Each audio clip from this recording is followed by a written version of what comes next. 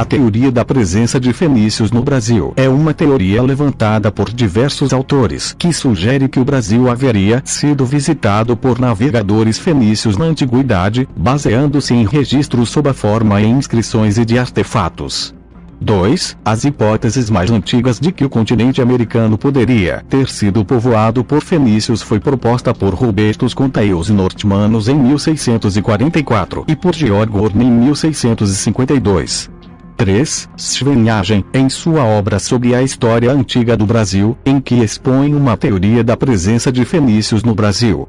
4. Schwenhagen cita o trabalho de Freud Toron, Gênova, 1869, que trata de viagens das frotas do rei Irão de Tiro, da Fenícia, e do rei Salomão, da Judeia, no rio Amazonas, nos anos de 993 AC a 960 AC. 5. Em apoio a essas ideias, Schwenhagen apresenta letreiros e inscrições como evidências, afirmando serem em maior parte escritos com letras do alfabeto fenício e da escrita demótica do Egito, observando encontrarem-se também inscrições com letras da escrita sumérica, antiga escrita babilônica, e letras gregas e mesmo latinas. 6. A obra de Silva Ramos também apresenta letreiros e inscrições do Brasil e da América, que são comparados com inscrições semelhantes dos países do Velho Mundo, observando-se homogeneidade na escrita. 7. Schwenhagen cita Diodoro Sículo, História Universal, livro 5, KPS 19 e 20, como exemplo de relato da primeira viagem de uma frota de fenícios a ter atravessado o Atlântico e chegado às costas do Nordeste do Brasil. 8. Diodoro Sículo argumenta que, para esse fim, os navegadores fenícios teriam recorrido às correntes marítimas, propícias para a travessia. 9. Schwenhagen afirma que a língua tupi pertence à grande família das línguas pelasgás, sendo um ramo da língua suméria. 10. Em seu trabalho refere que as 7 tribos da nação Tupim residiam em um país chamado Caraíba, um grande pedaço de terra firme localizado onde hoje fica o Mar das Caraíbas, onde se tinham refugiado da desmoronada Atlântida. 11. Chamaram-se Caris e eram ligados aos povos cários, da Cária, no Mediterrâneo. 12. Em apoio a este conceito cita a História do Brasil de Francisco Adolfo de Varnhagen, para confirmar a tradição de uma migração dos caris tupis de Caraíba para o norte do continente sul-americano, tradição que sobrevive ou sobrevive ainda entre o povo indígena da Venezuela.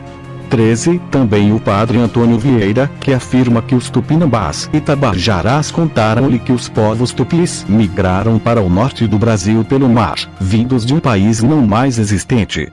14. O país Caraíba teria desaparecido progressivamente, afundando no mar, e os tupis salvaram-se rumando para o continente. 15. O país Caraíba teria desaparecido progressivamente, afundando no mar, e os tupis salvaram-se rumando para o continente.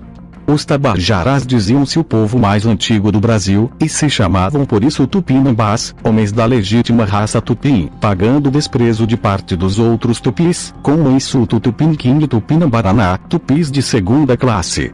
16. Os tabajarás diziam-se o povo mais antigo do Brasil, e se chamavam por isso tupinambás, homens da legítima raça tupim, pagando desprezo de parte dos outros tupis, com o insulto tupiniquim e tupinambaraná, tupis de segunda classe.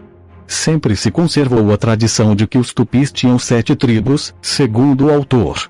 Diferencia também o povo tapuia do povo tupim, dizendo serem os tapunhas verdadeiros indígenas brasileiros.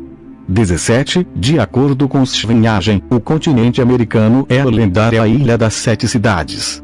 18. Diz o autor que Tupi significa filho ou crente de Tupã. 19. A religião Tupi teria aparecido no norte do Brasil cerca de 1050 a 1000 AC, juntamente com os fenícios, propagada por sacerdotes cários, da ordem dos Piagas. Os Piagas, de onde deriva pajés, fundaram no norte do Brasil um centro nacional dos povos tupis, denominando Piague a esse lugar, de onde formou-se um nome Piauí. 20. Esse lugar era as 7 Cidades, hoje Parque Nacional de 7 Cidades. 21. A Gruta de Ubajara teria sido fruto de escavações para a retirada de salitre, produto comercializado pelos fenícios.